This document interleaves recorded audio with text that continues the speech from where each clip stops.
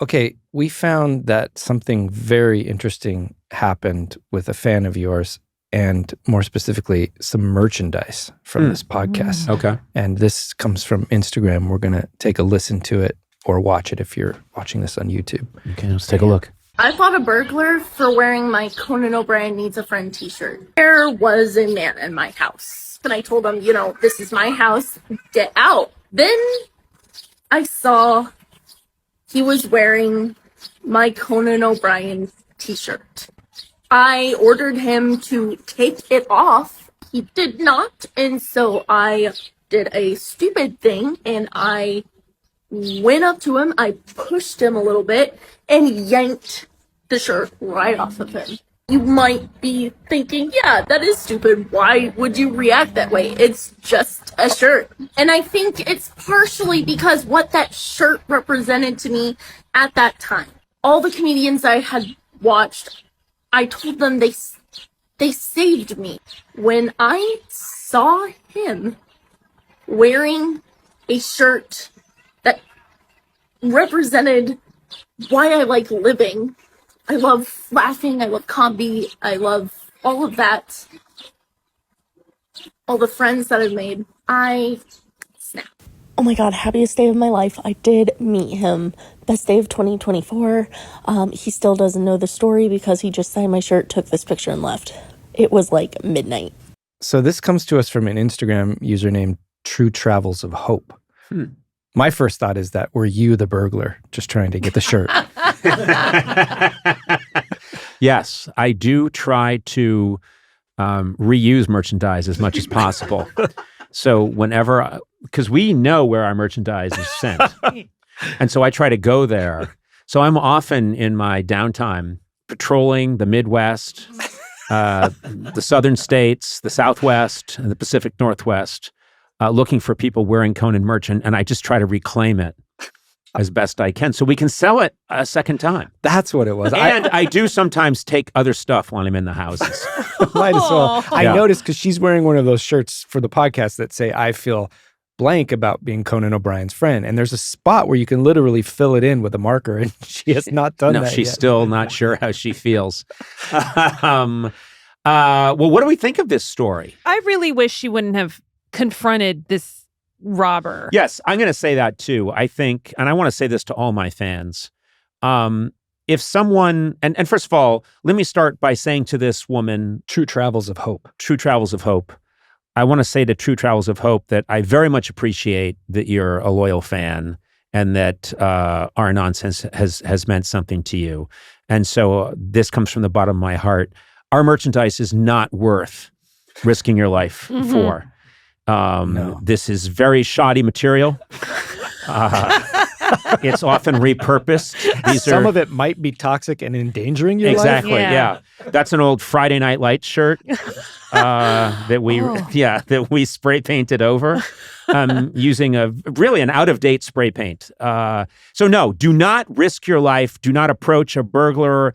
If anyone approaches you and says, give me that Conan O'Brien merch, just give it up. Just give it up. Funny, you should say that she shouldn't approach him because I feel like the first thing that you would I would do, absolutely approach him. Not for a Conan O'Brien shirt. Not for, no. But like. But if someone was wearing like your Cher shirt. Oh, if someone was it. in my house and like, first of all, he just put a shirt on. I know. Also, here's another thing. She said she ripped it off. Like he's a stripper. Like it's a tearaway shirt. I think the shirts are so threadbare and cheap that you can just rip them off. Or most people that own Conan merch are so, and I'm speaking about myself in the third person, so love Conan that they rarely take it off and it becomes threadbare more quickly, hence easily to tear. So I think that's a possibility. I don't know. I don't think people should be risking their lives for Conan merch. No. Especially the mugs. I mean, the mugs often explode. That's been proven. Mugs could be good weapons. Yeah. No, not our mugs. No. They just turn to powder the minute you hit someone. But it's nice. She did say we met, but she doesn't say where we met. She said it was midnight, and I can't tell from the picture where we were. So maybe it's when I broke back into the house to get the shirt back after my initial failed attempt. It would have been really funny if you were just like an absolute dick to her. If you were just like, oh, I don't like taking pictures. But that's the opposite. Dumb fans. He broke back into the house so he could get a selfie and so he could You force realize her to I'm sign. the guy that asks people, would you like a selfie? Yes. When often they don't even have a phone. Like the near them. sirens are down the street and he breaks back in going, I haven't signed your shirt yet. Would you like me to sign it? That would be more likely. Oh, yeah. okay. But, I'm glad she got her shirt back. I'm glad she's okay. I'm glad she's okay. But I do think we should take a lesson away from this that, look, if it's Marvel merchandise, yes, fight for your life to get it back. That's the weird thing. What's the motivation of the burglar? This is what they decide to take?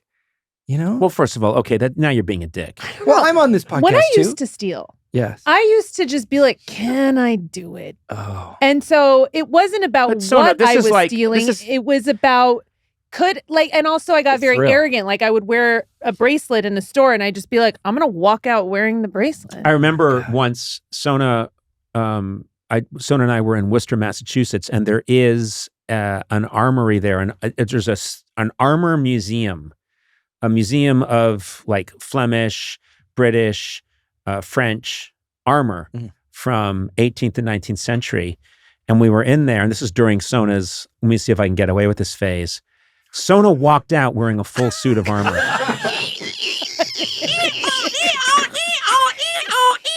If you act And like then you were wearing it in, they would just be like, oh, she's just leaving in the outfit. It was from 1622.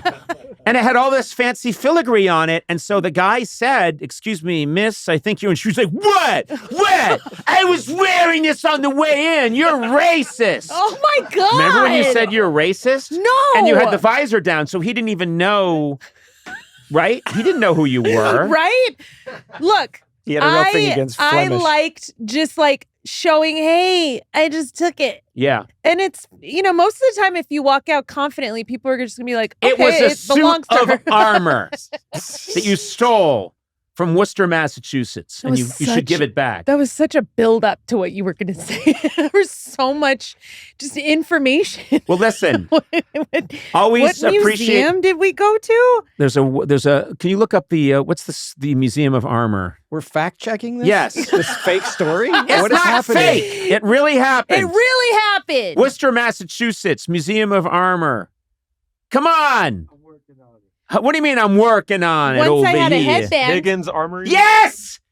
Higgins Armory. It was the one thing when I would go visit my cousins, every time my aunt would say, it would be raining out, and we'd be like, we got nothing to do, and what is there to do in Worcester? And she'd say, go to the Museum of Armor. Oh my God. And so we'd drive over to the Higgins Museum of Armor, depressing. and there was no attempt to make it look interesting, just literally a giant warehouse, and someone had lots of suits of armor that they just laid out. They didn't even put mannequins in them. I feel like you would enjoy that, though. Did you act like you weren't excited because you didn't want your cousins to think you were... Truth be told, Yeah. greatest days of my life. Boy, did this little orange-haired boy love a suit of armor. Oh, look, it's Dutch. Hey, Luke. Hey, Neil. I found one that's Dutch. And then the beatings commence. Anyway, take care, fans. Don't stop crime. And visit the Higgins Armor Museum in Worcester, Massachusetts.